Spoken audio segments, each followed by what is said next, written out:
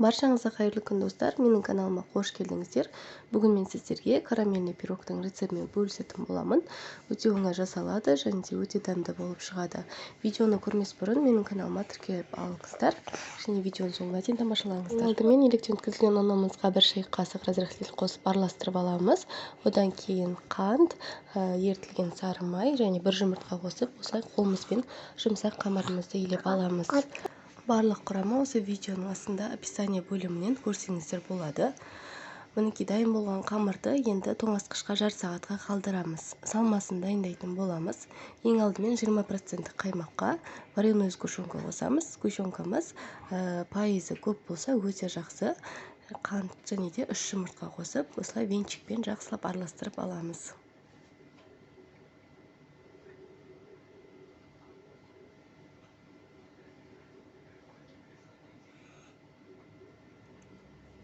Мінекей біздің салмамыз дайын.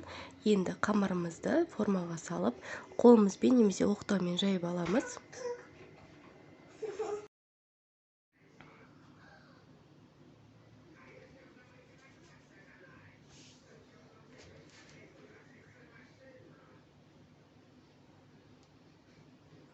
Жан-жағын бортик жасаймыз. Және де тегістеп шығамыз.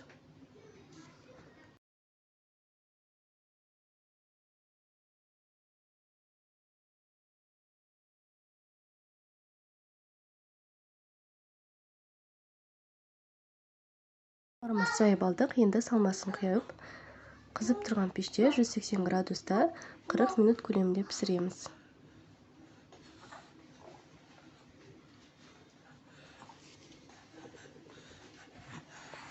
Мінекей біздің карамельный пирогымыз дайын. Формадан толықтай суығасын бірақ шығарамыз. Бетіне әсемдік үшін грецкий орехты езіп, осылай сеуіп шықтым.